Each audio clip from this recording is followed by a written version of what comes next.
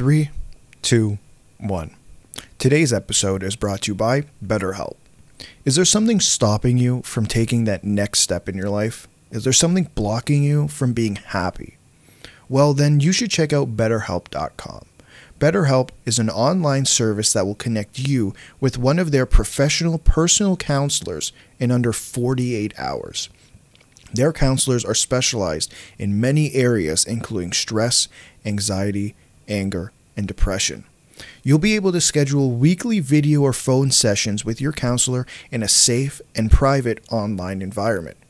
BetterHelp is also more affordable and a more convenient option than the traditional in-person counseling. We here at the 2-on-1 podcast want you to start living a happier life today. As a listener, you'll get 10% off your first month by visiting our sponsor at betterhelp.com/listener. Join over 1 million people who have taken charge of their mental health. Again, that's BetterHelp, BetterHelp.com/listener. Kodak!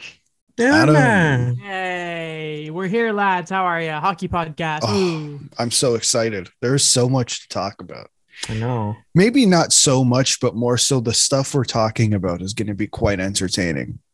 So what do we have here? Kodak. Oh, and Bergevin. Yeah. I forgot since we last recorded, Bergevin got hired. Yeah. Yeah. That cheeky little nugget. Well, like we called it, right? We called it. Yeah, there were reports last year he was going to LA. It sickens me because you have Phil Deneau was there like, pardon-moi? Excusez-moi? Pourquoi? I miss Phil Deneau so much. It's just, he said he doesn't. We'll get into that a little later. What else is here? Okay. Talk about Nick Lidstrom being back in the game. That's always really cool to see. Rick Bowness got a little mad. Ken Holland spoke. Bobby Clark spoke, which we don't get too often. Oh, geez, that podcast. Tuukka Rask is starting tomorrow, which is Tuukka Rask is back. Woo, that's really funny. And then there's some updates to do with some of the GM searches around the league. The Leafs game that everyone totally remembered happening last night, and I didn't forget. How dare you do such a thing? And Montreal played tonight for the first time in like a week or two. How do you feel about that, Adam? Well, they're actually icing an NHL roster today, so that's fun. And with Rem Pitt, not Rhett. I think they drafted Rhett, but Rem Pitlick being in means Cedric Paquette's probably gone, so that's pretty great. To start though, I want to read you guys some tweets. If you first off listening have not, excuse my phone for some reason, it was bringing up my debit card to pay virtually when I just wanted to unlock my phone. He's giving us a tip. What? You're giving. Remember on Twitter, you could give tips now. Yeah. Yes. So, gentlemen, I'm gonna read some tweets here. If you haven't seen the Kodak thing, how have you not seen the Kodak? I learned Kodak who Black. that man is yesterday. Yeah, Kodak Black. And not the camera company. No, Kodak Black. I believe he's a rapper. He is a rapper.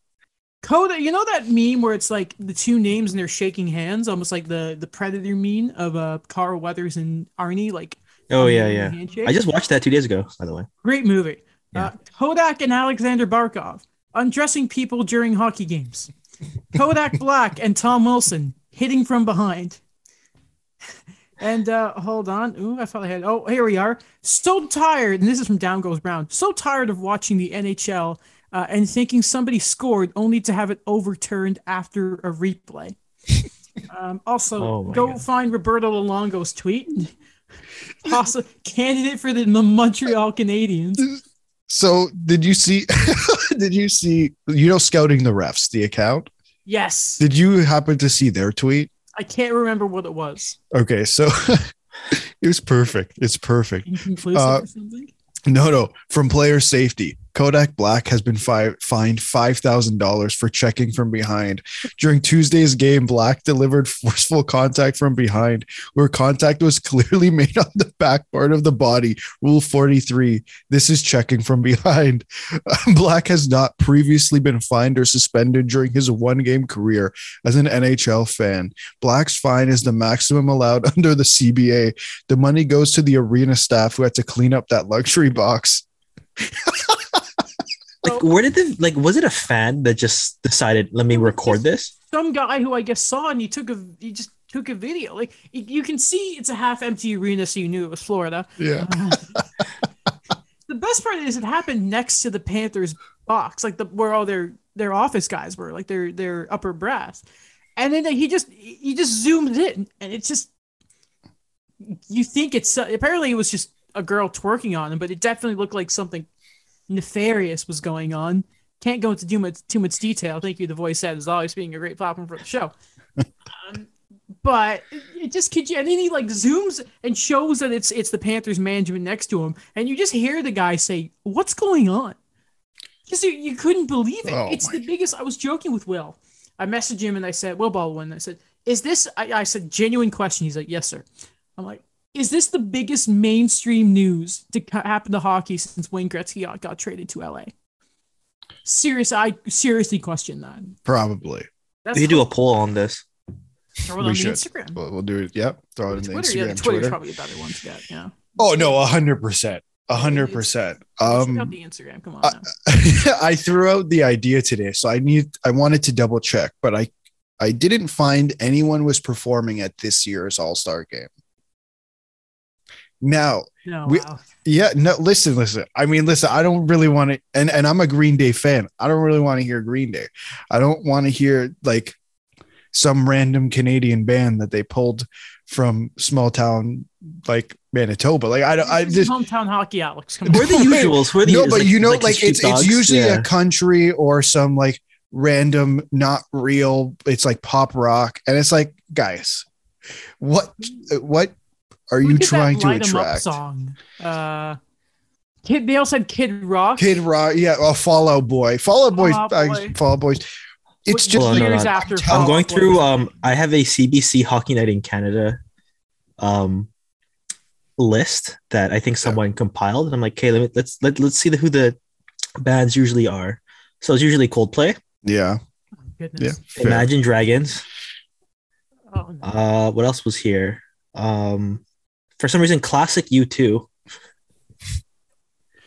Not great. And I assume the Arkells are there as well. Yes. I know they've performed. I don't remember where. Didn't they do the Grey Cup? And we're really good? Yes, they did the Grey Cup. Yeah. Is that the standard? It's just washed up bands? Yeah, that is the NHL. So instead of finding Kodak for public, he didn't expose himself or anything, but like instead of like finding him for just, I don't think you can have that type of stuff in public. Instead of finding him, what you do is his punishment. He's like court ordered to perform at the NHL All-Star game. I'm just saying, it might be worse than going to jail.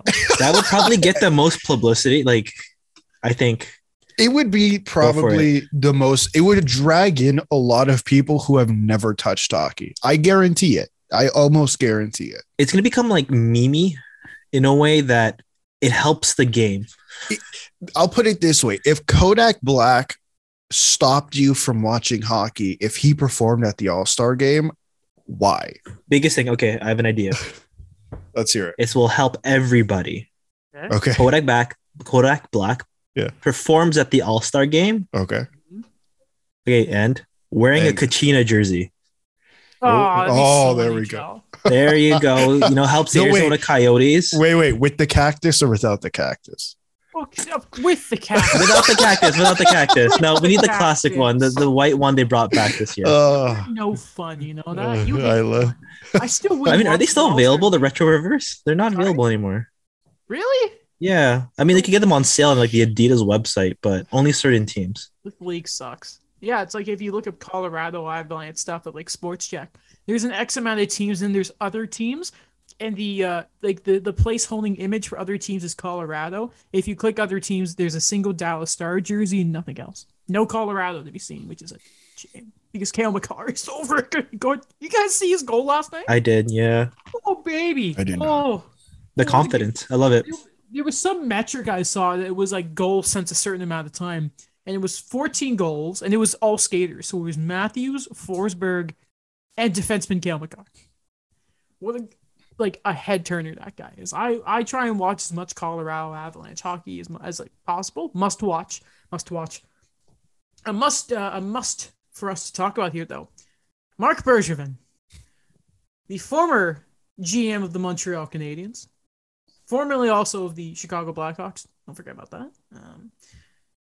Has now joined the LA Kings organization. Right now, he's senior advisor. I think there's a belief that he will be assistant GM starting next year. There's been an asterisk because apparently this season he'll still be available to interview, but they bring him into the fold. I don't get it. I don't get how people look at his resume and yeah, he made it to a cup final, but did he really? Had a team, Gary Price covering a lot of the blemishes, you know what I mean? Look at how well the team he coached is doing, how he fumbled 2 third overall draft picks. You know, just say it. I can't wait for them to trade like Quentin Byfield for a tough guy like Robbie Fabry or something. I saw that tweet. I'm like, hey, he just signed an extension. I have a question. So you know how, Adam, you said there were rumors he was going to LA last year? Yes. Wouldn't that be considered tampering? Because I'm just wondering, because I know the NBA is cracking down on a lot of that. Like they're looking at the Miami Heat with their tampering with Kyle Lowry going from Toronto to Miami. Tampering is the worst kept secret in the NHL. The only time it's actually like, I think the only time there's been tampering recently was when Jim Benning was open about like, hey there, I'm going to go and like, I want Spike Subban and all that, like before his contract was up. And like talking about who he was targeting it for like the trade deadline. He was complete. It doesn't happen often. Well, that's why it's like before free agency starts, they got rid of the interview period. But even this season, before the official free agency started, the night before, Bob McKenzie tweeted out, I think this player is going to go here, here, and here. And I think he was right for all but one player. Yeah, so it's a thing they just don't care about. And tamper if you want, who cares? Have Bergevin.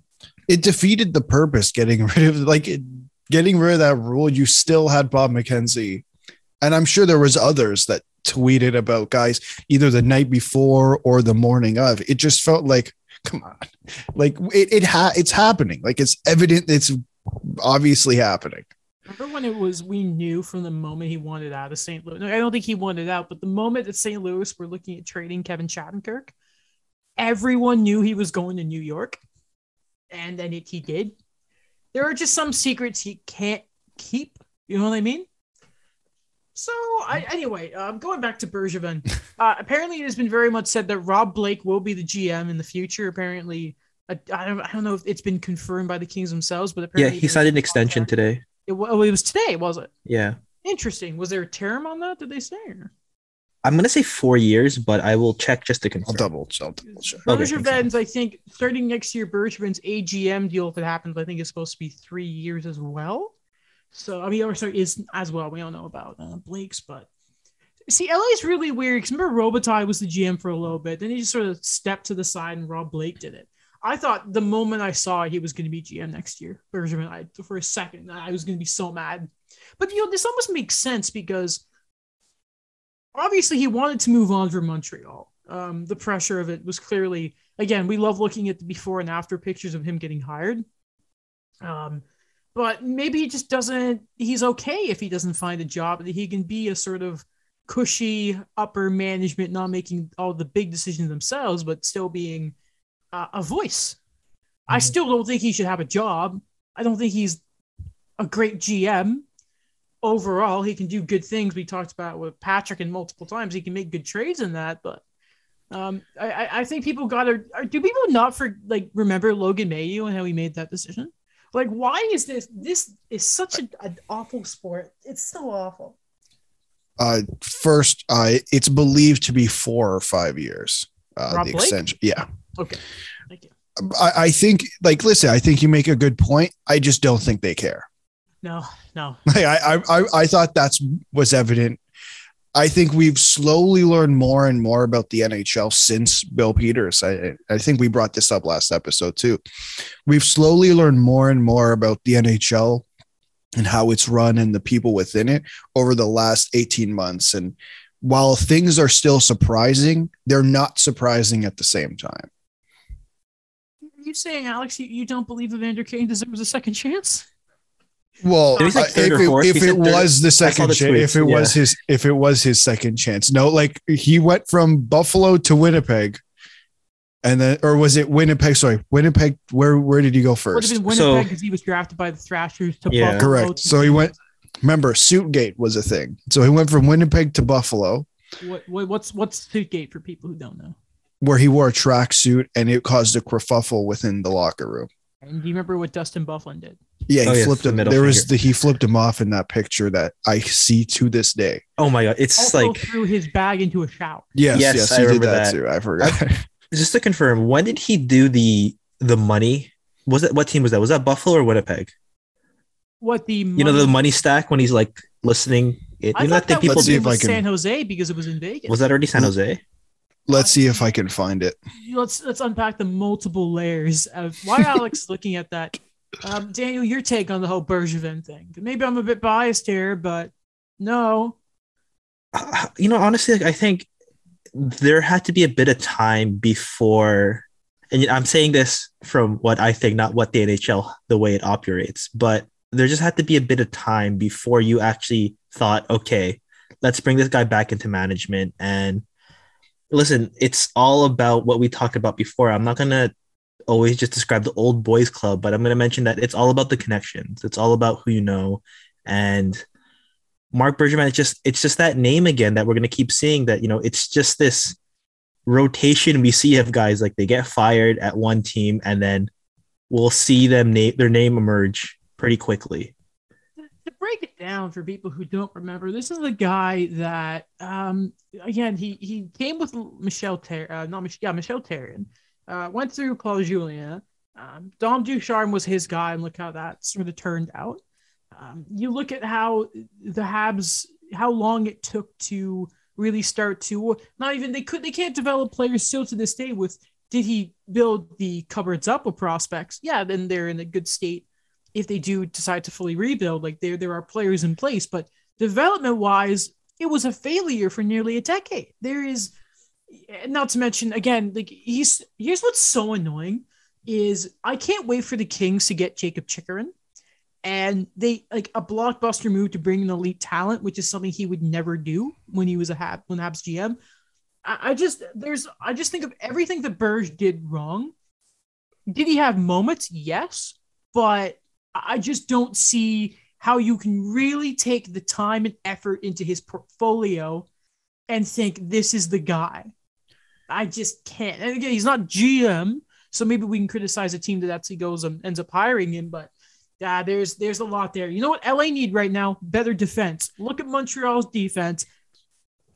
And we want that. The man who built that second last team in the league right now. I mean, okay, the Kings are a bit on an upswing now. So the way I see it is he's not going to be part of a group that decides on a top 5 pick, at least for now, for the LA Kings. Like, I think they're beyond that right now. He's going to be AGM.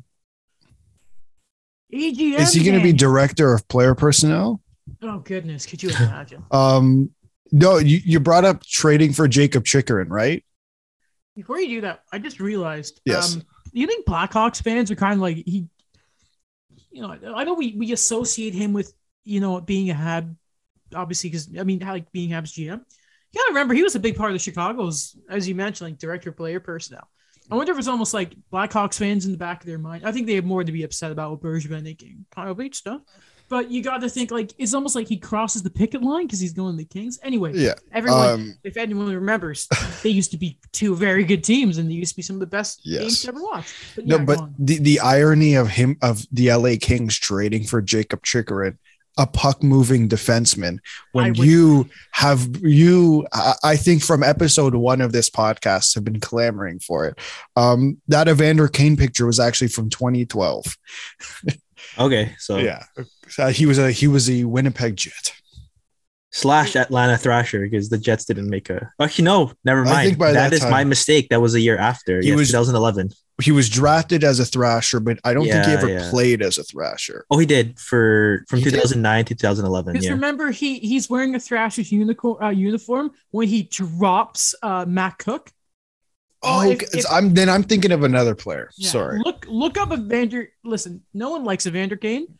Look up Evander Kane versus Matt Cook if you ever. Oh, that's a satisfying. Kane drops him, but because obviously no one likes Matt Cook. Like guy went on the ice solely to injure people. Erik Karlsson says hello, but God, I hated Matt Cook. That's a satisfying thing to watch. Is Evander Kane versus Matt. I'm not a big like fight night guy, but like what I mean, still. Still significant. Speaking of GMs and all that around, Ken Holland, GM of the Edmonton Oilers, spoke yesterday. It wasn't much of a surprise. Still, some of the big takeaways here.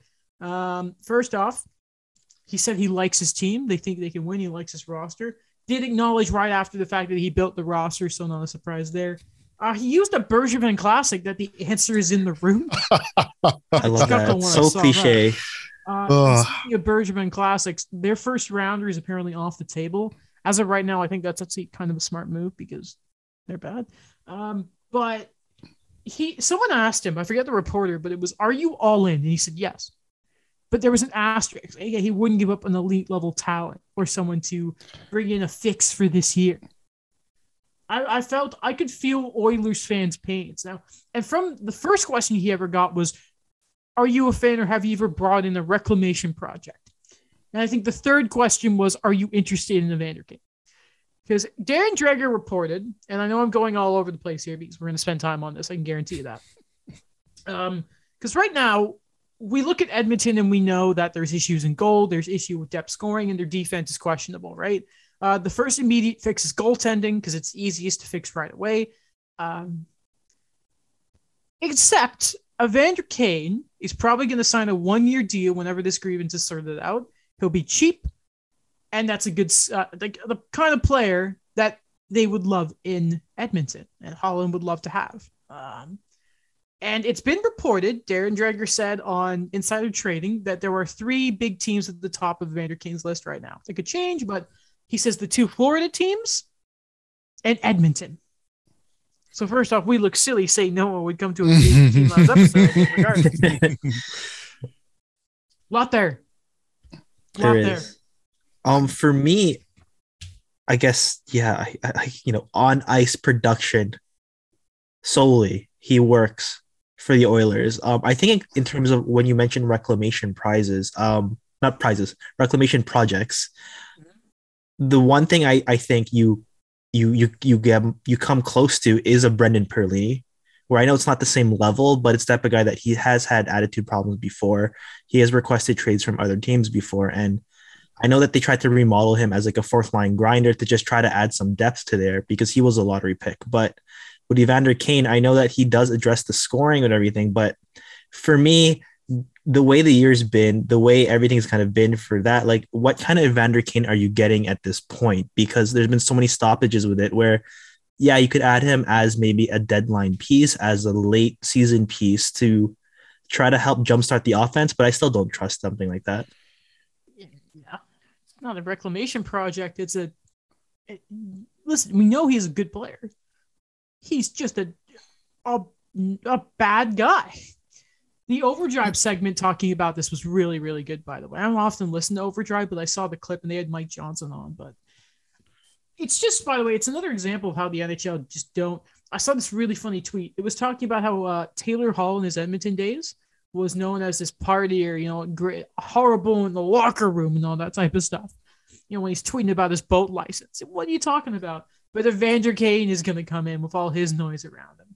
I just think that's really, really rich. I know this is different, but this is something that I know it was Peter Chiarelli, but you remember when they got Brandon Manning from the Blackhawks? So for those of you who don't remember, you remember how Panarin won the Calder people in his rookie year? Yeah, you know who he beat out for it? McDavid, because McDavid only played half a season because Brandon Manning broke his collarbone. And Chiarelli went out and got him. Could you imagine? I've used this example on the show before. I know I have.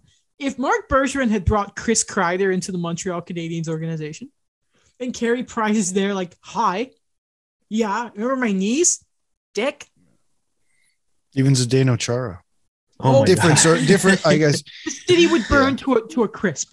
Yeah, he still gets booed today. Yeah. I think he's kind of what, purely hockey standpoint, he's really what they need. But like, there's this surrounding bubble, and I think we've had the discussion before, maybe with other players, but because I've seen people talk about it from Toronto standpoint, and I'm like, okay, is the room good enough to bring a guy like this in? you know, it's really funny. He mentioned that we have a strong room. I'm paraphrasing here. And you know what I thought of right away? And I remember, I think we did an episode when Evander Kane went to San Jose. I remember saying he'll be sorted out there because if you remember, for years the Sharks were like they almost had this air of the Island of Misfit Toys, where people could be themselves. You had Thornton and Burns doing the ESP body issue and their beards, and Don Cherry ripping them every Saturday, but they don't care because who cares what Don Cherry thinks? And we thought that it would work out there. So if it did work out in San Jose, like no one can take Duncan Keith seriously right now. I was going to say that. I doubt Evander Kane's going to listen to Connor. Like, respect to Connor McDavid, Evander Kane's not going to listen to Connor McDavid. He's not. No, I don't think he is either. Like I think, and I mean all respect to Connor McDavid because he is a hell of a player and he, like nowhere close to what I could do. But no, I'm nowhere close to what he can do. Sorry, opposite. I don't know how much of a commanding presence like he's the captain, but the way it's perceived, I perceive it. I don't know how much of a commanding presence he has in that room, considering that they went out to get Duncan Keith in the summer. It's not even just that. It's just, I don't think Kane's the type of guy to listen to anyone who he doesn't like. And if think of it, if Connor McDavid's egging you on, like skate harder, do this, do that, is Evander Kane, does he strike you as the kind of person that's sort of open to criticism? Maybe Duncan Keith will help him out, but like he's not going to listen to Darnell. Is he going to listen to Tippett? Doubt it. Zach Cassian? Maybe. Zach Cassian.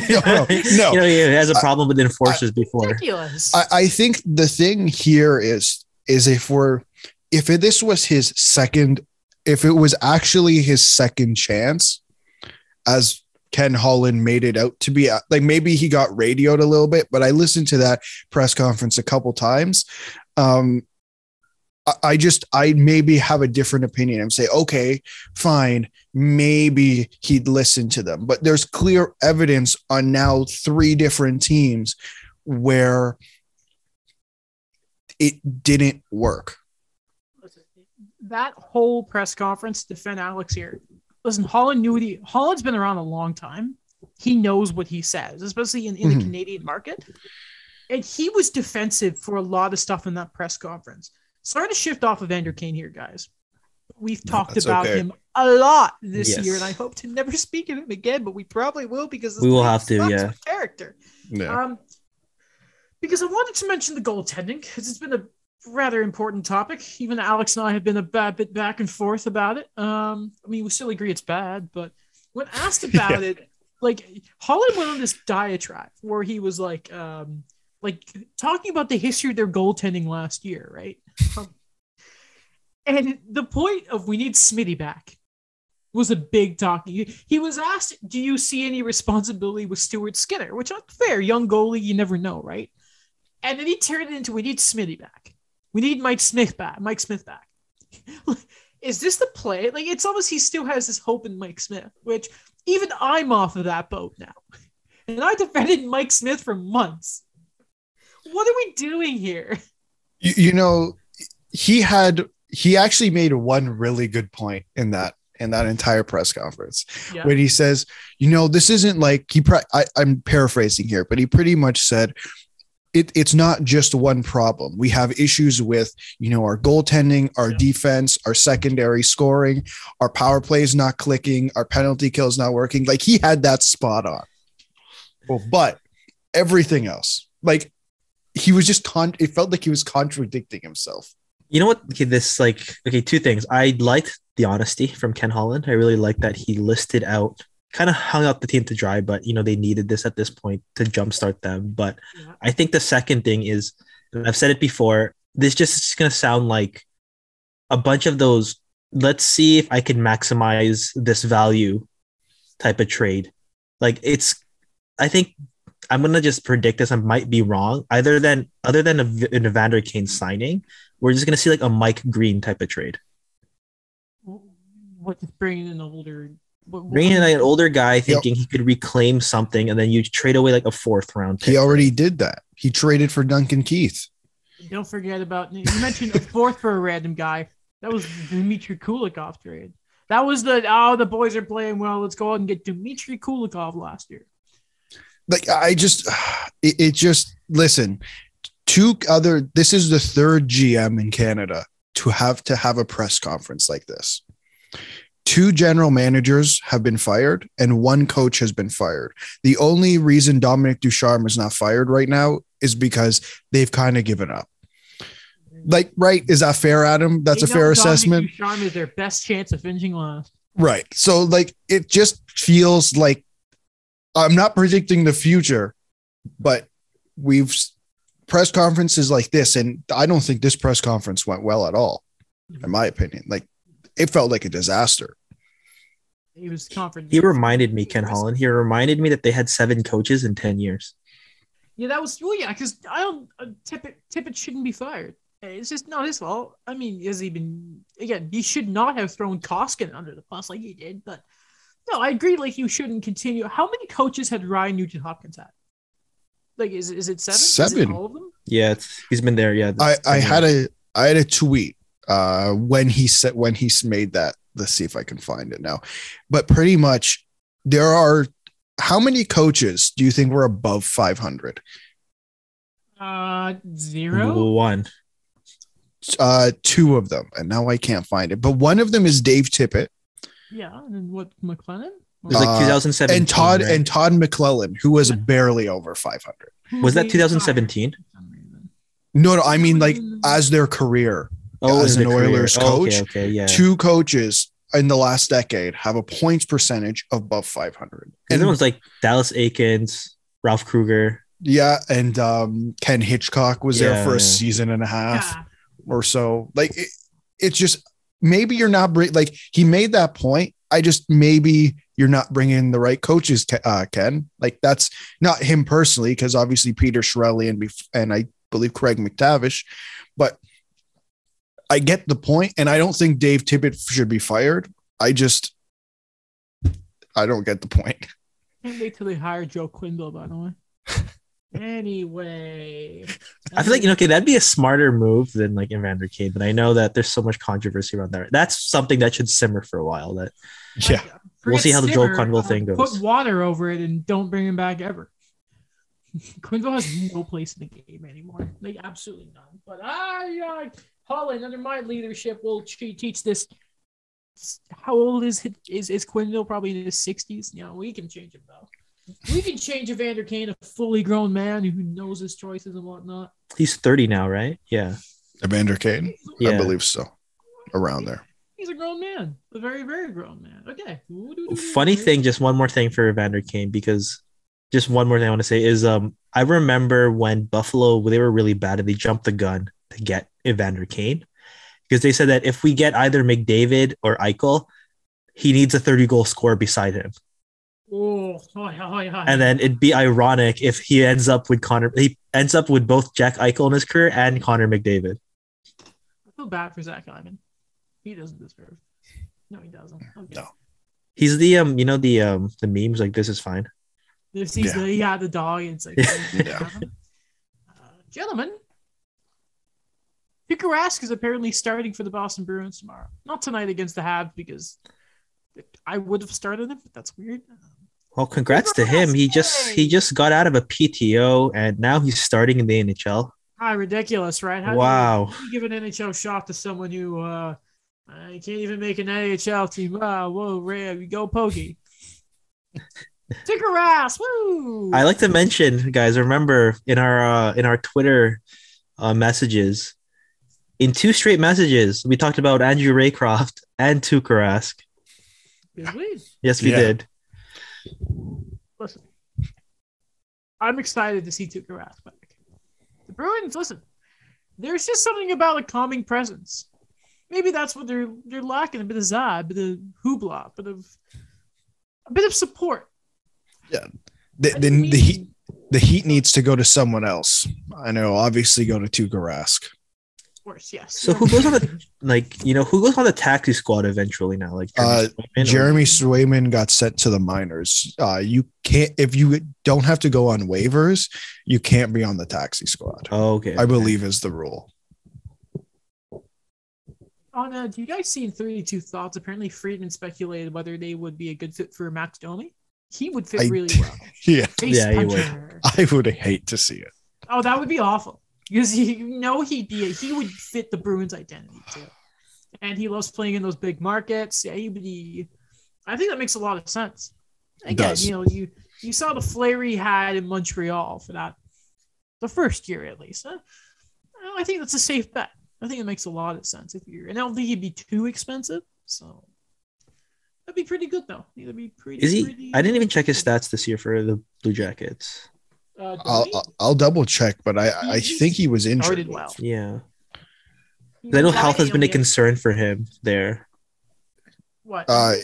Yeah, I think he didn't start this season. He has 16 points in 24 games, 8 goals, 8 assists. For a defensive team like Columbus, that's pretty good. That's not bad. It's better than Charlie Coyle. Ooh. I could see Domi and Coyle playing together. Just like Domi is going to be like the secondary Brad Marchand in like probably the top 9, and Charlie Coyle is just going to be there like being the size to defend him. Believe it or not, something Elliot Friedman speculated about in 32 Thoughts makes a lot of sense. How dare he? How dare he? Exactly. I don't. Elliot Friedman, who's he think he is? Speaking of Elliot, I'm going to read some bits of 32 Thoughts here. Okay. Let's start at thought number 10. Bob Clark dropped bombs on Cam Jansen and Andy Strickland's podcast. This is Bob Clark, aka the Philadelphia Flyer. Bobby Clark. If you never, I think you know who Bobby Clark is. Taking the big run at former Philadelphia Flyer GM Ron Hextall. If anything, that confirmed a huge divide between Hextall and the Flyers alumni, a power struggle that played a major factor in Hextall's firing. My main takeaway from the timing of Clark's comments is that the heat is on, and Comcast is deciding what direction the team should go. Clark would want current GM Chuck Fletcher to rebuild the team if that's the chosen path. By taking this route, he's trying to make sure that happens. He'd do anything to defend someone he likes. That sounds like Bobby Clark. Thought number 11, asked about Clark's comments. One scout laughed. It was Heiskanen, not Makar, close enough. AK, what that's referring to is Bobby Clark said, none of our scouts wanted to take Nolan Patrick second overall. Of course, they moved up in that draft. So did I want to say they were like the best team to miss. Yeah, they barely missed the playoffs that year. Yeah. Moved up, yeah. So this makes a lot of sense because Cale Makar has very much been in the news this year because he is having a Bobby Orr-like season. It's incredible to watch. And basically Rip saying, like, none of our scouts liked him. We wanted to take Cale Makar, and Hextall just said no. There's a bit wrong here. First off, and I'm going to get to thought number 12 in a second. Again, that scout said it was Heiskanen, not Makar. Very different players, which fair enough. First off, for those of you who don't remember, a majority of that year, Nolan Patrick was slated to go number 1. But I think what threw doubt was he had a shoulder injury and didn't play a lot of time for Brandon, I think. Yeah. Wheat Kings. And to criticize, there have been a lot of decisions with the Flyers lately under Fletcher that I think are very much should be taken into question instead of throwing this sort of fire at a GM who's been out of your organization for how many years and was right about Carter Hart, by the way. Yeah, I listened. So I actually listened to the entire interview because I was really curious if he had anything else to say. With the Makar stuff, like if you go look at that draft, I think I want to say it's Merrick who brings it up quite a bit. That like there were teams that had Pedersen was in that draft as well, was he not? He was 5th. Like Pedersen, there are teams who had Pedersen at first too. So like I think I think looking at this draft now is a lot of 2020 hindsight. So I don't think it's fair to do that to Ron Hextall. I don't agree with Ron Hextall's way of running a team. That's besides the point. This is a gut feeling here. I wonder if Bobby Clark did this because Ron Hextall moved to the Pittsburgh Penguins. I know their rivalry isn't as hot today, but at one point it was. Ron Hextall leaving, right? You got to remember, at the end of the day, this is the Philadelphia Flyers. Yeah. Right? There's an identity to that. I think it helps. I think there's fire. There's a log in the fire there. I believe, because obviously things in Philly haven't been great, but it feels, it's not, again, we don't agree with him, and there's a lot, like the Ristolainen move was a bit butthead and all that. Yeah, it was a bit kind of questionable there, but does it help? No. That's just because, as Freeman reminds people, they've never had a good relationship. Like how I don't think it was surprising how open Stan Bowman was in the Jenner and Block report about Quenneville. If not for Stan Bowman's willingness to talk, you question how many hockey people from that Blackhawks group would still be in place, for example. I don't think it's the main reason, but I think it definitely, if Bobby Clark's up late at night after a bad Flyers lost, I'm sure he's thinking, and he went to Pittsburgh. There's a lot to nitpick here because when I look back on like what Alex said with the 2017 draft, there were a lot of like questions about who's going to go first, what are we going to do? I remember there was a huge emphasis on the World Juniors for Nico Hischier. And when you look back on things, I remember for the scout report, like Cale Makar was not expected to be in the top 5 for a lot of lists. And I remember Vancouver was criticized for taking Elias Pettersson over Cody Glass, or Timothy Liljegren falling to 17th. These are so many things that, again, Alex said, hindsight is 2020. And I look back on Nolan Patrick, and like I just want to focus on 2 things here. First, before I go into Nolan Patrick, like I remember Bobby Clark also threw Morgan Frost under the bus, where he said we had 2 first-round picks in that, and none of them are going to make it, or none of them are going to play. And I'm pretty sure Morgan Frost is on the active roster right now. And the second thing with Nolan Patrick is just an unfortunate thing because he was that prototypical, power forward scoring center that a lot of teams would love to have. And he tried his best. He really did. I remember he showed up to 2 World Junior summer camps injured and still tried to make the team. And then even after the Flyers, like he was just thinking about getting better and coming back. And the way they just kind of dismiss everything like that, where in a way, like I don't like use this slang word, but like you're dunking on the guy when he's not there anymore and he can't defend himself. Regardless, he was a top-rated pick in that draft. And yet, like this guy, I'm sure he wanted to be a Flyer, but his body it didn't work. And it's not even just throwing Hextall. It's like you're saying it with Morgan Frost. And he's ripping this guy too. Do you guys remember early this year? I forget who it was, but there was something to do. Merrick talked about something on 32 Thoughts. It had to do with the Boston Bruins and debate over the McAvoy pick, I think it was. And someone in the Bruins reached out in the next episode of 32 Thoughts. Merrick corrected it. Have you ever once heard the Bruins complain about their like consecutive picks of like what was it, Zaboral, Dubrowski, who's the third one?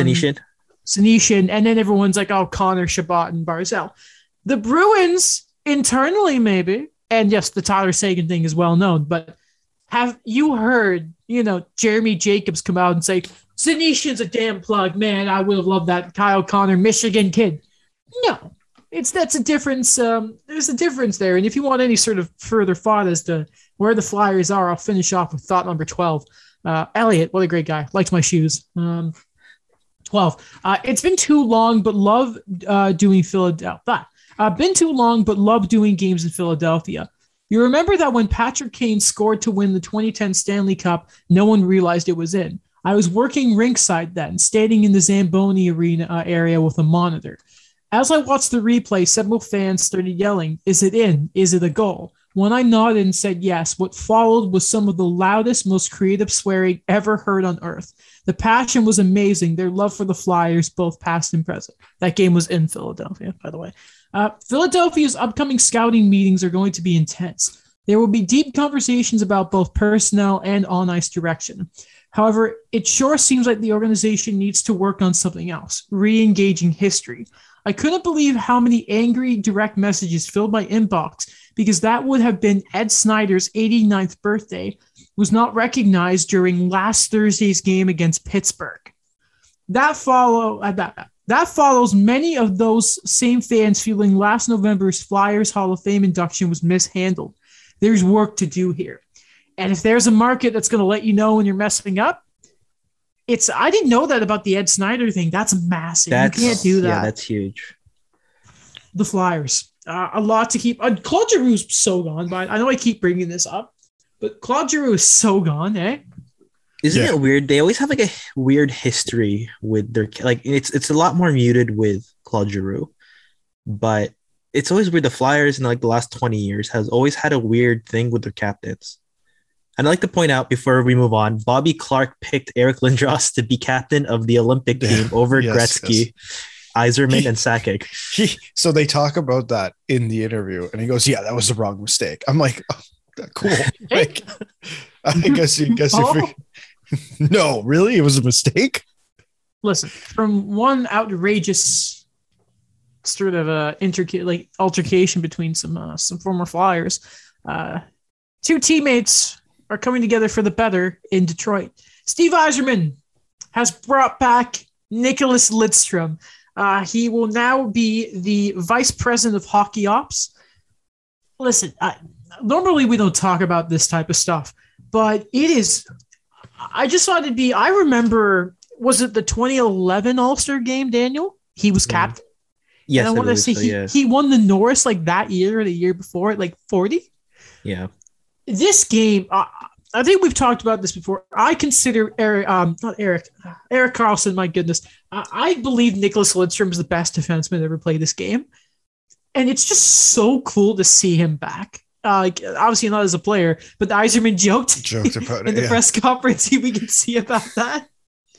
Oh, it's the most hockey joke ever.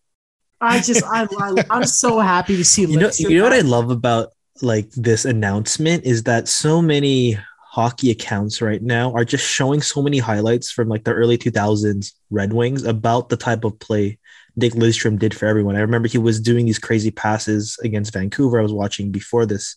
We started recording. It's just so seamless. Like from Lidstrom to Yzerman to Brett Hall, it's still amazing to watch. Like 20 years later.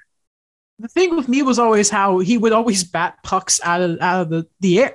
It was like, I think players have talked about it, that they go to the bench and the coach would be like, "What's going on?" It's like, he picked it out the sky. What do we do? It's the air around Detroit a couple of years ago when Holland was still around was just so, it felt like they were beaten to the ground. But now it's funny what a good hiring, and listen, I don't know a lot about what Lidstrom's been doing, but working with Yzerman's going to do plenty good. It's going to do plenty good. It's always good to have those guys back and around the game. And you know what? We know Sweden for their defense, like in an international sense. That is not what it is about Nicholas Lidstrom. Like Karlsson and that. Dahlin, even, screw it, I'm sure Mio Heiskanen, like the guys in Finland and that. Hell, I'm sure Cale Makar watched Nicholas Lidstrom going up and was like, that's the guy. You know what I mean? Yeah. But I think it's an added bonus to the Detroit Red Wings organization, because I went to go listen to the press conference that they did yesterday or whenever, I don't remember which day it was, but someone asked him about, are you going to be on the ice? Because obviously he's going to do this job from Sweden. I don't know if you he's doing the job from remote work. Really, yeah, literally. But someone asked him if he was going to be on the ice, with some of these guys, and he goes, and he didn't really say yes, but he said, I want to get to know these guys off the ice too. And I think that's huge, especially for, everyone, but a guy like Moritz Seider and a guy like Philip Hronek, and Simon Edvinsson, who's in Sweden. I think that's really helpful for defensemen to be around a guy like Nicholas Lidstrom, who is one of the best to ever play. one thing there is like really interesting is when we go from Philly to Detroit, I think that we look at the Red Wings as a team on the upswing. And I think this is best, two things for Lidstrom being one of the best, like arguably the best defenseman ever, to be a bit of a mentor here in the management position. But at the same time, with Steve Yzerman and Nick Lidstrom there, it's just, you're remembering it's like this is the potential that you could have as a team. Like, if you develop your players properly, if you really go through the process of rebuilding and making it a better team, look what's possible. They're remembering themselves and their history. I just think it's like if you're trying to recruit like a free agent from overseas or something, who do you send to convince them to come? Or if you're trying to do like an interview with a candidate or something, or even like a kid at the draft, and they get to speak to Steve Yzerman and Nick Lidstrom. Like that's just gonna be really good. That's a good sales pitch. Is hey there, we're two of the best players ever, and now there's been like Kirby Doc's famous story on Yzerman. He just seems like a bro to hang out with, and he's a really good hockey mind, like a really good GM too. Oh goodness gracious, I love Steve Yzerman and Nick Lidstrom. Let's go. Okay, Leafs, Habs. Start with the Leafs. Vegas game. We will not. We're going to ignore the fact that it was 3-1 because the Leafs won. Coincidentally enough, but it happened on a road game at 10 p.m., so no one really talked about it. But no, it was quite an entertaining game. I watched it this morning. I feel really bad that I didn't even know it was happening. I just looked at my phone and I'm like, oh. To be honest, I almost forgot it was happening. For me, it's still, I know that we already had it earlier in the season, but whenever the Leafs go on the road and you see the crowd, it still muffles me. In Arizona tonight, it's going to be hilarious. Yeah, because it's just going to be a bunch of Matthews jerseys. Yeah, I bet even the Arizona jerseys are going to be Austin Matthews. Did you guys see that meme of Spider-Man Homecoming? And then it was like poorly done, but I think they did it on purpose where they just replaced Spider-Man with Austin Matthews. What do you mean? Why? So it just says Homecoming against the Coyotes. But it's like, okay, I'll show it looks like he's sleeping. The one time a year when the Coyotes make gate money. It's hilarious. No, I last night while Daniel was pulling up this picture, I thought it was quite an entertaining game. Like it was very back and forth for pretty much all three periods. What it looked like to me happened in the third period was that it seemingly they got gassed again.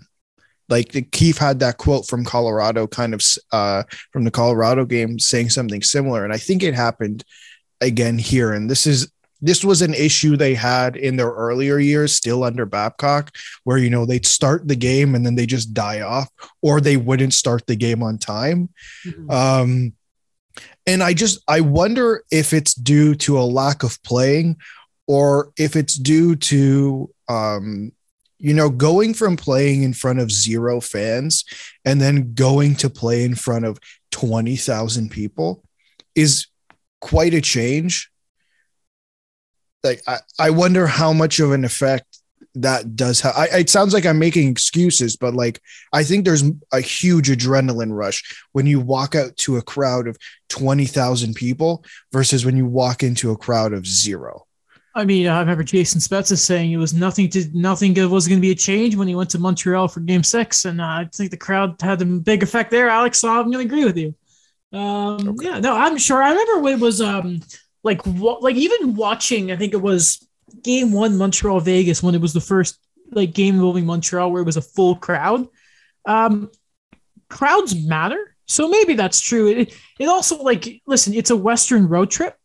And I think they were on a pretty long one too, right? They even come back east against the Rangers. That's a pretty long one too. See what's gonna be really how they go to the Islanders. So I guess they're on a long one here. I feel like it's gonna happen for a lot of Canadian teams too. That's another thing to really keep an eye on is, and this is why it's so important to get points early, is the Canadian teams are going to be gassed at the end of the year because their schedules are going to be awful. Because they haven't played. The Leafs have what? They have 9 games to come up with? Where are the Sens? Where are the Jets? Are they still – do they exist? I'm curious. Where are they? I feel like they haven't played in a while. Like Ottawa is at 29 games played. In comparison, Montreal and Toronto are both at 34. What? And the Habs haven't played in like a week and a half. What was the other team you mentioned? Oh, Winnipeg. Winnipeg's at 33. Like I guess. Okay, so it's around there. It's not horrible, but last on like the 6th. If I'm reading this right. It's getting to a point where it's becoming a bit concerning. And, you know, obviously Winnipeg talked about going to play in Saskatchewan, but obviously that didn't happen. I wonder if there's a solution here, like reversing like if you're playing in Canada, you reverse it. So you play away and then you redo those home games later on in the season when you're supposed to play those teams again. It's something that could work and you minimize the lack of games played. But again, it's up to the NHL to figure that out. And we know how creative they are. So obviously it's going to go very well. Speaking of creative. Yes. Or the opposite of that. You want to talk about the All-Star game for a second? Actually, wait. I'm completely forgetting. You want to talk about Ilya Mikheyev, didn't you? Oh yeah, the year. Let me share my screen. I want you to see this. Isn't his goal per game like leading the team? Because he's only played like 6 games. Yeah, let me share my screen for a second. My apologies. I just wanted you guys to see this. Do you guys see this? Oh, and it's like the poster. Oh, but it looks so awkward. So Daniel's finally showing the Austin Matthews photoshopped homecoming thing. So it's the Spider-Man like homecoming poster where Peter's just laying on like a road or something, and it's just like a sideways picture of Matthews just standing up.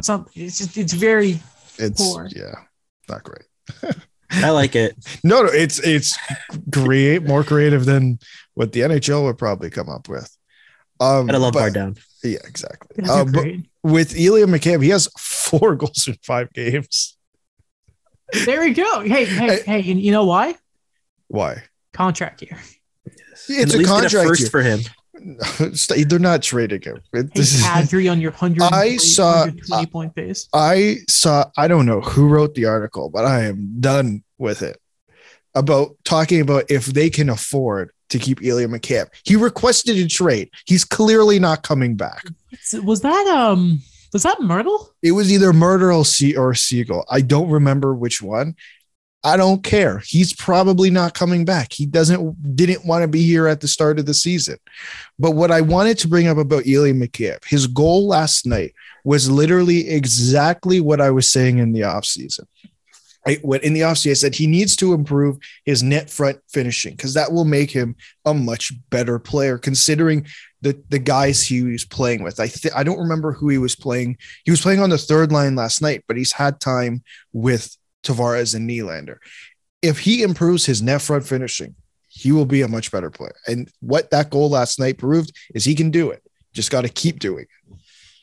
You know, pucks in deep, forecheck our goal to 30 years and good things happen. You know what I mean? Exactly.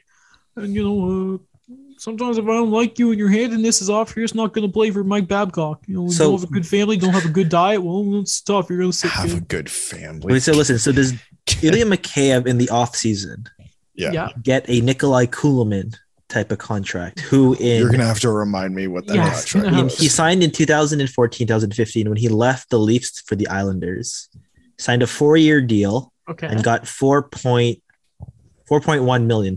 I could see him getting something around the 3s, 4, not in this economy, unless it's who's going to overpay for depth. The Kings, because the Oilers confirmed. Ilya Mikheyev to the Oilers in the offseason. You imagine $10 million for Zach Hyman and Ilya Mikheyev. Here's the thing, though. Adam, you said in this economy. Last year, I'm pretty sure, didn't they spend like almost $1 billion in contracts in the first 3 days? I remember we had that discussion. Very not happy. In this economy means nothing anymore. I'm trying to think of. We got to stay outside of Canada because I feel like we've been ripping the Canadian teams too much. We're alienating most of Canada. That's okay. We'll survive. I haven't heard from any of the Saskatooners. Saskatoons, yeah. So Saskatoonites. No. We established this, Daniel. What did we establish? Saskatoons. Oh yeah, Saskatoon. Okay. Yes. Is it Saskatchewan? That's the province name? Yeah. Come on. Yeah, come on. I don't know geography. I didn't know the streets around where I used to live in Caledon forever. I think that's like I probably shouldn't talk about the street address around. Probably not. Might not be the best. Yeah. No. Arizona, yeah, they should kill them. Yeah. Yeah, and Peter Mrazek's playing. Can you at least? Well, that's good for Montreal then, because that means there's a chance that the Coyotes can at least get a point. Listen. So first off, going to Montreal, yeah, they're playing. God, I forgot what that's like. It's nice that their first game back is actually on TV, by the way. Hockey night, not Hockey night in Canada, but Scotiabank rivalry. Wednesday night hockey. Wednesday, this is such a weird day. Wednesday, middle of the week, let's watch some hockey. First off, they claimed Rem Pitlick off of waivers. I think it was 11 points in 20 games. Apparently, he has a high shooting percentage. You can probably see that means Cedric Paquette is probably gone. Yes. But face-off specialist Cedric Paquette. I don't know what his face-off percentage is, but I don't care. I'm taking this from NHL 21. What are his face-off stats? He was like an 87 or something. What is it in real life? I don't know. Maybe on the Lightning it was 87. I forgot he was a member of the Lightning. But, Rem Pitlick. Daniel, why the heck did Minnesota waive him? I didn't get that. They're getting kind of they have a lot of players that are getting in and out, and then they have an overabundance of wingers. Yeah. That the overabundance of wingers that Ryan Hartman is playing first line center. Yeah, doesn't he lead the team in scoring? I think so, yeah. And he's getting 1.9 million. What? Have some respect for Ryan Hartman. What? He finally turned into the player Chicago thought he was when he got him. Or was it Nashville that got him for a first? It was, I don't remember. Yeah, so the Blackhawks drafted him 30th, and then he got traded to Nashville for a first. And he was just a lost, wandering vagabond. Right? That's a redundant. Vagabond. Yeah, so Ryan Hartman has 28 points in 33 games. Ain't bad. But he is not the leading scorer on the Minnesota Wild. It's Kaprizov, right? Kirill Kaprizov has 40 points in 32 games. We were close. I was going to say, I'm like, that's very concerning. Guys, that's hugely concerning. Who has more than Ryan Hartman besides Kaprizov? No one. Well, that's what I mean. Kaprizov's not playing right now. So technically I'm right because Kaprizov's not with the team because he's hurt. It's also kind of like with the Ducks where because they have so many guys in and out that I think Sonny Milano is almost a point per game guy for them. I'm not saying that Rep Pitlick's going to put up 40 points with the Habs, but it's a fine pickup. He's better than Paquette. It's interesting because the Habs tonight, for the first time in a month, will be icing an NHL roster. They're getting significant players back, but these are players that, beside the layoff of the past week and a bit, there are guys I think Josh Anderson's back tonight. There are guys who have not played in significant amounts of time. I don't think they're going to win, believe it or not. But there is going to be a lot of rust for the Habs tonight. Yeah, I can imagine. Because it's not just Josh Anderson was injured, right? He wasn't on COVID protocol. Yeah. I think with COVID protocol, coming off of COVID protocol, yeah, there's going to be rust. But I think when you're coming off of injury, I think there's a little bit more rust there too. And it's just going to be it's going to be an interesting game, is how I will put it. From a tweet that apparently Achiri Lehkonen has given Tuukka Rask a stick tap at center ice, I guess, for a warm-up. That's nice of him. Yeah. Well, they're both Finns, right? Yeah. Mm-hmm. Both Finland. Yeah. The Habs. I mean, if they both weren't Finnish, I feel why would you give him a stick tap? I don't know. Lehkonen's just a nice guy. Guy. You hear that? Character. Okay. Give up a first for him. Edmonton. We need that character in the locker room. Defensive player, can't finish, but Edmonton. Give up legit great fit. Would be an amazing fit there. Terry Lehkonen for Raphael Lavoie. Yeah, of course. No, they're not giving up prospects. They're not giving up anything, guys. Okay. Only fourth round picks for Dmitry Kulikov. And Mike Green. Yeah. And 2 second-round picks for Andreas Athanasiou. And we're not going to qualify him. Speaking of not happening, I'm not going to watch the All-Star game. Okay, do you guys know who the coaches are? Yes or no? No. I know one of them. Or I know two. I know two. We're going to play a guessing game. Guys, an impromptu quiz. Okay. In the chat, I want both of you to tell me who is the head coach for the Atlantic Division. And this is why I will quickly look it up because I don't actually. And you also don't know. Okay, 1 second. I'm going to send you. I remember 2 of them. I got to make sure I'm sending it just to you. Okay, fair. Oh, my mic is not being cool with me today. Uh-oh. There we go. Okay, it's back. Goodness gracious. And we're back. Okay, I have it from Daniel. Just type it. What's taking so long? Yeah, There's only Daniel, are you cheating? Daniel, do you really think Dominic Ducharme's going to make the team? Okay. I was going to make a cheeky tweet, but I did not. Hurry up. Daniel. Okay, Daniel, just say it. Just say it. You're muted. You're muted. Oh my God. Okay, Daniel's disqualified. I get the point. Okay, it was not DJ Smith, Daniel. The segment sucks. Never mind. Okay, goodness gracious. Okay, Rod Brindamore. I was just going to get the fact that Rod Brindamore is the Metro coach and he just doesn't care. It's Jared Bednar for the Central, Andrew Burnett for the Atlantic, Brindamore for the Metro, and DeBoer, who shouldn't be there because he got out-coached by an interim coach in the playoffs. It's Pete DeBoer for the Pacific Division. Hey, wait a second, but I did get it right because I did message Andrew Burnett, so I win. I forgot was their head coach because I win. Stuff happened. I was wrong. By the way, Josh Anderson is no. Was I close? No. No. Okay. No. Josh Anderson's not back tonight, by the way. But these are the lines: Lehkonen, Suzuki, Hoffman, Druin, Dvorak, Armia. On the second line over Caulfield. I hate you.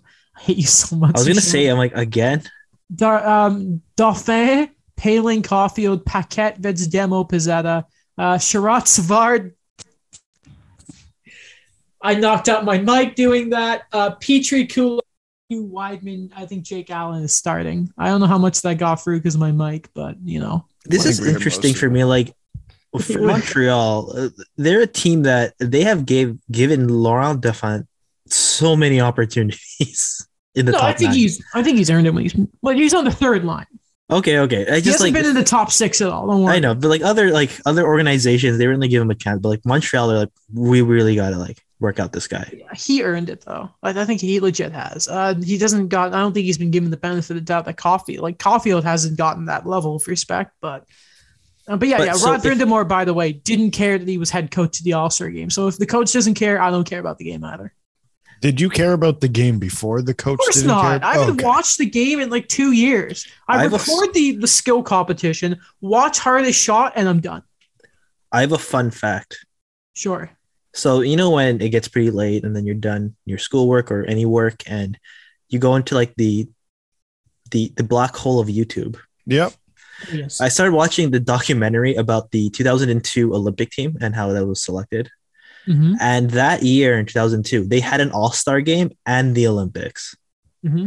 And Wayne Gretzky used the all-star game to see how the lines would work before they set up for the Olympics. Of course he did. Smart all right. guy. Just to wrap up here, from 32 thoughts, we're going to go with thought 7 and 8. First off, Montreal is paring down their list for the GM search. We thought the first round was done. Then Eric Engel said, no, it's still no. Pierre LeBrun said it's still finishing up. God damn it. Hurry up. Anaheim isn't that far along, but they're casting a wide net, says Friedman. There's at least 3 candidates. These are the 3 that are the internal ones. Jeff Solomon, Dave Nonis, and a guy Montreal wanted to talk to, but they said, no, Martin Madden Jr. Thank you. Anyway, and he also says that it's it's 5 in-person interviews remaining to determine the next GM in Vancouver. Amongst the finalists are Pittsburgh's Patrick Alvin, which he's heard of, and Scott Mellenby, the assistant in Montreal who quit. Coward. Of another thing. Oh, to say he about was this. going. That's not fair. He was going to be fired within the next 3 days. Yeah, well, he let Bergevin do what he did, so he deserves the criticism. I don't care. Another thing I was reading What? was That's not how it works. He's an game's almost assistant started, GM. Alex. Daniel, go ahead. What are you gonna say? It's 6:45. The game's not starting until 7:15. it. Yeah, Just when you mentioned Dave Nonis, I just remembered. I went through like so many mock drafts before, just because when we were going to talk about 2017 and Cale Makar, I look back on other drafts and it's just crazy. Like when Dave Nonis, like we have to remember this guy got William Nylander when nobody believed in that pick. But at the same time, a few months before, he also got David Clarkson for that 7-year deal. So it's like, you got to love this guy. Yeah, please the don't. duality of man, they say. The duality of man. Rick Bowness got fined $25,000 for freaking out after there was that missed call on Heiskanen. He retaliated for the trip, and then it wasn't a great situation there. Again, listen, Brendan Moore criticizing officials. I thought it was a bit silly to fine him. Rick Bowness assaulting a wall with Joe Pavelski's stick. First off, he should have been fined for doing it with such a beautiful stick, because I love white sticks. He looks so clean. I can get why you'd fine a coach for losing it on the. Who was the? I was gonna too long. There used to be a coach where I forget his name, but he picked up a bench, like a piece of the bench, and threw it onto the ice. And I think there was a Canucks coach who like waved the white flag. Like, yeah, the white piece of fabric, put it on a stick. That's Roger Nielsen, I think. Roger Nielsen. Yeah. Anyway, old school hockey stuff that Alex remembers over Daniel. Mark that in your calendar. I know. But yeah, I get why they fined him for once. You can't do that. I love watching it in slow-mo. Oh, it's great. It's so good. Put that on the Slow-Mo Guys YouTube channel. Woo, boom, boom. It's impressive it didn't break, by the way. Yeah. How funny is that you can beat a stick against the boards at the fury of a coach, but too much pressure when you're taking a shot and snap. Crazy. Sticks are funny. NHL refs should be available after games. That's all I'll say. Yeah, Heiskanen got done really dirty there. Really done dirty. I'm going to hold off next episode so we can give proper time to it. The officials who are claiming that they were thrown out for being whistleblowers, because I think that deserves its own amount of time. And we can finish off with an update regarding the Prince Edward Island Hockey League stuff that we talked about last episode. That was the young man. I want to just get his name up here properly. Keegan Mitchell, who was suspended for standing up for his teammate on social media and calling out officials. Since then, apparently, the suspension to the opposing players that made the racist remarks, they haven't been named in this press conference, or press release, which is fascinating, but Keegan Mitchell was. First off, apparently the suspension to the players was raised to 5 games. Not enough. Wasn't Andre Deniskin suspended for 13? I think so, yeah. Cool. Anyway, and then we also look at Keegan Mitchell has been unsuspended, obviously. They realized they're wrong there. They admitted their mistakes, which is more than a lot of leagues do, but 5 games still isn't enough, I think we can say. Yeah, no, I mean, like, it's not enough. It's quite fair. Even 13, like, I brought up Andre Deniskin, but, like, that wasn't enough either. Daniel. It should be 50 games. I think that's fair, yeah. It should. I don't know what their season is, but even if that's the whole season, it should be. You gotta, like, listen, again, we don't know the culture of that Ukrainian league or the way it's around there. With some of the history in Europe, you would assume that there would be less tolerance for sort of racism. I could be wrong there, but it's just... I don't know. It's just for a lot of... Sorry, go on. We're like hockey's at its hockey is Canadian, right? And you kind of look at, especially again with the sort of stuff that's been going on in North America, even more like going back to the George Floyd stuff, and even within hockey, the Peter stuff, the Don Cherry stuff. You know that a player in at least Canada or North America, period, should understand how much of a no-no feels like such a baby word to use, but just how much of I can't think of the word, but just how much like inexcusable it is. Yeah, I agree. Like, I don't know. Like there's just like these moments with things where we've talked about it so many times where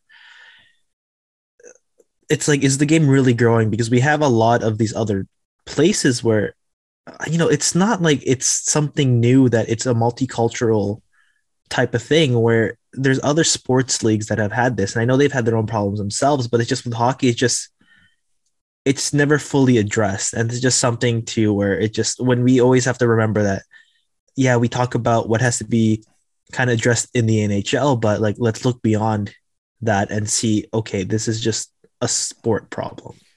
Yeah, I agree. And I think the thing that, and I'm going to stick with hockey because I don't know what other sports are doing. And to be honest, I don't really care when it comes to this situation. Like, I don't need the comparisons. What the hockey has failed to do, in my opinion, has failed to make sure you understand why it's wrong. What suspending someone for 13 games does not teach them. Yes, it teaches them they shouldn't do that. But why is it wrong? They're not like, that's how you deal with this. And you can say, well, it's a societal issue. Well, okay, that's fine, but you can't have it in your sport. And if you can do something to remotely help, whether it's with a small population of people, you do it. And you have to explain why it's wrong. And I don't think they've addressed that at all in hockey. No, I think fans, of course, there's always that divide with stuff like this. Like the ones are saying, oh, it's not a big deal. You know that there are fans who want real change too. And if you want proof of that, did you guys see the thing about the tape that the HDA were promoting with their new campaign with Budweiser? Mm-hmm. The tape sold out apparently very quickly. So there's support right there for it. And again, it's time for the big leagues to step up. And there's this clip of I saw on Twitter because I wanted to double check everything before we went. And it was from like 50 minutes ago, and it's Connor McDavid. And the quote is, when asked about Evander Kane, if Evander Kane potentially joining the Oilers, if fans don't like it or the media don't like it or whatever, it is what it is. He also goes on to say there's a lot of stuff that happens on the ice and the fans don't like. Yeah. And that's the face of the NHL. Yeah. What can you do? It is what it is. Yeah. Okay. Okay.